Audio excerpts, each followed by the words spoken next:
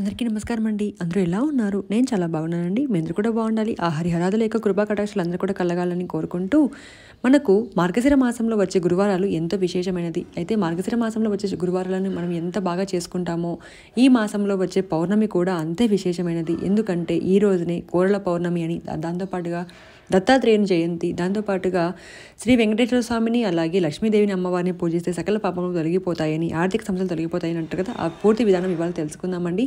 శ్రీ రేణుకా ఎల్లమ్మ తల్లి జ్యోతిషాలయం రామదాస్ స్వామి గారు మీకు ఫోన్లోనే ఎటువంటి ఇబ్బంది అయినా కూడా ప్రేమ, పెళ్ళి, వ్యాపారం, చదువు, ఉద్యోగం, పై చదువులకు వెళ్ళడం, ఇలా ఎటువంటివైనా కూడా మీ కళ్యాణ దోషాలున్న, వివాహం సరిగా అవ్వకపోయినా, ఇంకా అవ్వకపోయినా, సంతానం కలగకపోయినా, ఎటువంటి సమస్యలైనా మీకు ఫోన్లోనే జ్యోతిషం అని చెప్తారండి.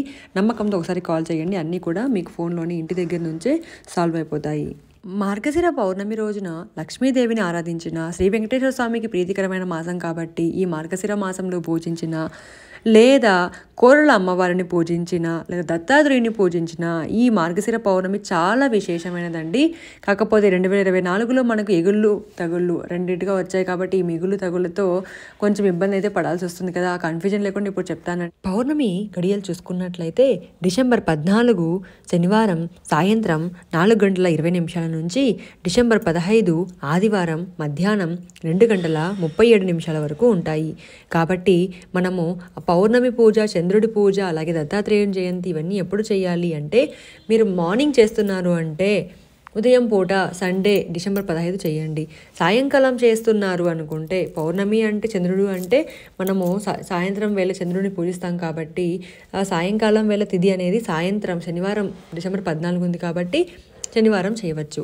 అయితే ఎలాగ చేయాలి అంటే, ఈరోజు అమ్మవారిని మనం పూజించుకున్నట్లయితే లక్ష్మీదేవిని చాలా మంచి పౌర్ణమి కదండి, అంటే చంద్రుడు కదా, దానికోసమే వెన్నెల బాగా ఉంటుంది కాబట్టి అమ్మవారికి నేను ఈరోజు వెన్నెలకి ప్రతిరూపముగా తెల్లని వస్త్రాన్ని పరిచి, తెల్లని పువ్వులతో, తెల్లని మల్లెలతో అలంకరించుకొని, ఆ తర్వాత సువాసన భరితమైన సెంటుల్ని, జవ్వాదుని, పచ్చకర్పూరాన్ని పరిచి ఆ తర్వాత దీపారాధన చేసుకుంటున్నాను. అయితే శనివారం సాయంకాలం చేయండి, చాలా మంచిది. అలాగే మార్గశిర మాసంలో వచ్చే ఈ యొక్క పౌర్ణమి మీరు ఉదయం చేయాలి అనుకుంటే ఆదివారం చేయండి. ప్రాసెస్ అంతా సేమ్ ఒకటే అండి. దీనినే కోరల పౌర్ణమి అని కూడా అంటారు. ఎందుకు అంటే పురాణ ప్రకారం చిత్రగుప్తుడి సోదరి కోరల పేరు మీదుగా ఈ పౌర్ణమి జరుపుకుంటారన్నమాట. ఎందుకు వచ్చిందో కూడా ఇప్పుడు తెలుసుకుందామండి. పౌర్ణమి రోజున దేవతలు కూడా ఎన్నో శుభకార్యాలు అయితే చేస్తారు. సత్యనారాయణ వ్రతం చేస్తారు, లక్ష్మీదేవి పూజన చేస్తారు, సాయంకాలం వేళ వెన్నెల పారాయణం అనేది చేస్తారు, లలిత సహస్రనామాలు చేస్తారు, లలితాదేవిని పూజిస్తారు, లక్ష్మీదేవిని పూజిస్తారు. అలాగే మార్గశిర మాసంలో వచ్చే ఈ పౌర్ణమిని కోరల పౌర్ణమి అంటారు. అయితే ఈ పౌర్ణమి ఎందుకు అంటే, మనకు కార్తీక పౌర్ణమి నుంచి మార్గశిర పౌర్ణమి వరకు యమధర్మరాజు తన కోరలు తెచ్చుకొని ఉండటంతో చాలామంది వ్యాధులు, అనారోగ్య సమస్యలు, వాతావరణం మారిపోవడం ఇవన్నీ కూడా జరుగుతుంది కదండి. దానికి కృతజ్ఞతగా మమ్మల్ని ఇంతసేపు బాగా ఉంచినందుకు కాను మనం అమ్మవారిని పూజించుకుంటామన్నమాట. ఆమెనే ఈ కోరల అమ్మవారు. అయితే ఈ కోరల పౌర్ణమిని కూడా అంటారు. అమ్మవారు సాక్షాత్తు చిత్రగుప్తుని సోదరుడు అన్నమాట. యముడి యొక్క సోదరి యమున కదండి, అలాగే చిత్రగుప్తుని యొక్క సోదరి ఈ యొక్క కోరల. కాబట్టి ఈమెని కృతజ్ఞతగా మాకు ఎందుకు వచ్చింది అంటే, తన చెల్లి ఇంటికి మార్గశిర పౌర్ణమి రోజున చిత్రగుప్తుడు వెళ్తాడట.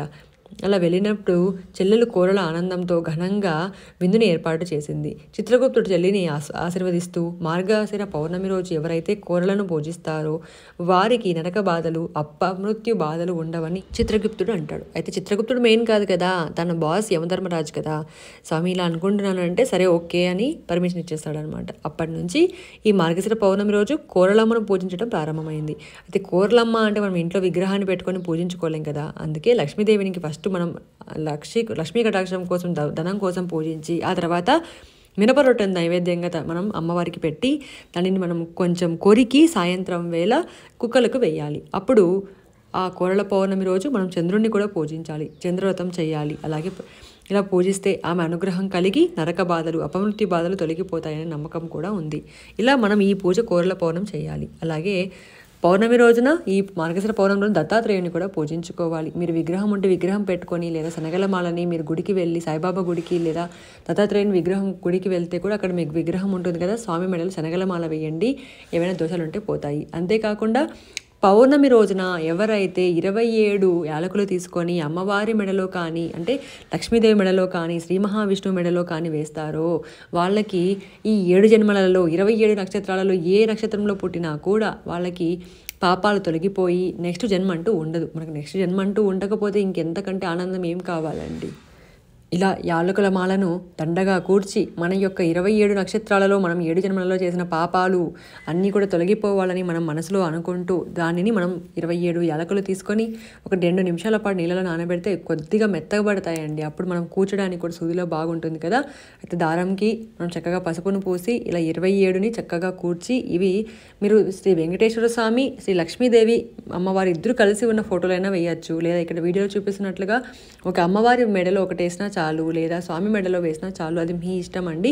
ఇక్కడ నేను అమ్మవారికి పూజ చేస్తున్న ప్రతి పౌర్ణమికి ప్రతి అమావాస్యకి లక్ష్మీదేవికి పూజిస్తే ఎంతో కటాక్షం అయితే లభిస్తుంది కదా.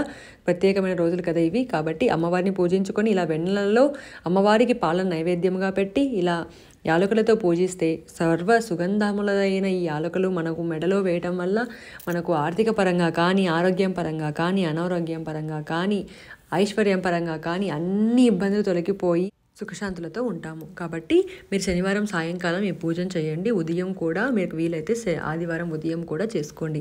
సత్యనారాయణ స్వామి వ్రతము అలాంటివి చేయాలి అనుకున్న వాళ్ళు ఆదివారం చేయాలండి.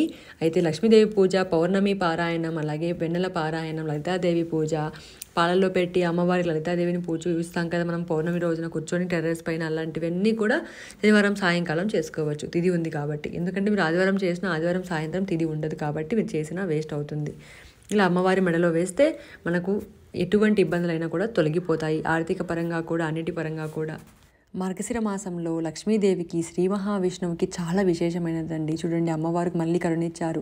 నేను ఏ పూజ చేసినా కూడా మళ్ళీ అమ్మవారు ఏదో విధంగా నాకు కరుణిస్తారన్నమాట. ఫస్ట్ వీక్ అయితే మార్గశిర మాసంలో వచ్చిన గురువారం అయితే ఆవు రూపంలో లక్ష్మీదేవి మా ఇంటికి వచ్చింది. ఈరోజు నాకు పువ్వులు సౌభాగ్యంగా ఇవ్వాలని ఇచ్చింది. ఇంతకంటే ఆనందం ఏం కావాలండి. మనం ఎప్పుడు పాజిటివ్గా మంచిగా ఉంటే మనం యొక్క కోరికలు అన్నీ కూడా నెరవేరుతాయి. నేను ఏది కోరనండి, ఏ రోజు కూడా అమ్మవారిని ఎప్పుడు కూడా కోరను. ఎందుకంటే తనకు ఆల్రెడీ తెలుసు మనం ఎందుకు పూజ చేస్తున్నాం, దేనికి పరంగా పూజ చేస్తున్నామని. తనే ఏదో ఒక టైంలో ఒక మంచి టైం చూసుకొని మనకు కావాల్సినవన్నీ కూడా ఇస్తుందన్నమాట. కాబట్టి అమ్మవారిని చక్కగా మనస్ఫూర్తిగా పూజించుకోండి చాలు. ఇలాగే అలంకారం చేయాలి అంటే అది మన ఇష్టం. ఎందుకంటే లక్ష్మీదేవి, శ్రీ మహావిష్ణువు అలంకార ప్రియులు. వాళ్ళకి ఎంత అలంకారం చేసినా తక్కువే.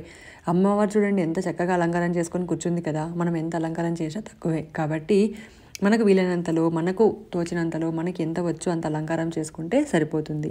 అలాగే మీరు ఈరోజున అభిషేకం చేసుకోవాలనుకుంటే పంచామృతాలతో అభిషేకం కానీ, అలాగే ఇద్దరికి మీరు ఇంకా వెంకటేశ్వర స్వామి పెట్టి ఫోటో పెట్టి కూడా మీరు పూజ చేసుకోవచ్చు అనమాట. ఈ పౌర్ణమికే కాదు, ప్రతి పౌర్ణమికి కూడా లక్ష్మీ పూజ చేస్తే చాలా మంచిది. అలాగే అనారోగ్యంగా ఒక పరిహారం అనేది చెప్తానండి. నేను ఇది ఎప్పటి నుంచో ఫాలో అవుతున్నాను అనమాట. ముఖ్యంగా నాకు పీరియడ్స్, ఇర్రెగ్యులర్ పీరియడ్స్లలో ఉపయోగించుకునేదాన్ని. ఎలా అంటే మీరు ఇప్పుడు పౌర్ణమి కదా, అంటే శనివారం మనకి రాత్రిపూట గడియలు అయితే ఉన్నాయి. అప్పుడు ఏం చేయాలి అంటే ఒక గాజు బాటిల్ తీసుకొని అందులో నీళ్లు నింపి క్యాప్ పెట్టేసి, అంటే వాటర్ బాటిల్ గ్లాస్ వస్తాయి కదా, ఆ బాటిల్ తీసుకొని మీరు టెర్రస్ పైన ఆ పౌర్ణమి వేళ చంద్రుడి కిరణాలు అనేవి దాని మీద పడేలా చూసుకోండి. అలాగే ఉదయం లేచి మీరు బ్రష్ చేసి ఆ నీళ్ళు అనేవి తాగండి. ఇది ఎలా అనిపిస్తుంది అంటే మనం మొబైల్కి ఛార్జింగ్ పెడితే ఎంత బాగా పనిచేస్తుందో అలాగే మన బాడీకి ఛార్జింగ్ లాంటిది అనమాట. కాబట్టి ఇలా అయితే చేసుకోవాలి. ప్రతి పౌర్ణమికి ట్రై చేయండి, చాలా మంచిది. మనకి ఒక వాటర్ మేనిఫెస్టో అంటారు కదా, అలాగైతే పనిచేస్తుంది. దీనివల్ల మనకి పీసీఓడి ఉన్నా, పీసీఓఎస్ ఉన్నా, ఇర్రెగ్యులర్ పీరియడ్స్ ఉన్నా కూడా అన్నీ కూడా పోతాయి. దాంతోపాటుగా అమ్మవారికి ముత్యాల హారతితో నేను స్వాగతం అనేది పలికి అమ్మవారికి అలాగే పచ్చకర్పూరంతో హారతినిచ్చి ఇలా అయితే చేసుకుంటున్నాను. ఇలా మీరు కూడా చేసుకోవాలి. అలాగే అమ్మవారి యొక్క కరుణా కటాక్షాలు, కోరలదేవి యొక్క కరుణా కటాక్షాలు కొంది అటు ఆర్థికంగాను ఇటు ఆరోగ్యంగాను అన్నీ కూడా కలిగి అందరూ సుఖశాంతులతో ఉండాలని కోరుకుంటున్నాను. అలాగే మన ఛానల్ని ఎవరైనా ఫస్ట్ టైం చూస్తున్నట్లయితే లైక్ చేయండి, సబ్స్క్రైబ్ చేయండి. తప్పకుండా మీరు చేసే నాకు చిన్న సపోర్ట్ ఏంటంటే లైక్ చేసి సపోర్ట్ చేయడం, సబ్స్క్రైబ్ చేసి నన్ను ఆశీర్వదించడం, అలాగే షేర్ చేసి మీరు కూడా ఆ పుణ్యాన్ని సంపాదించుకోవడం. ఎందుకంటే అందరూ ఎవరికైనా ఒక్కరికైనా మన వల్ల మంచి జరిగిందంటే అది మన పుణ్యమే కదా. దానికోసమే అందరికీ కూడా షేర్ చేయండి. Thank you.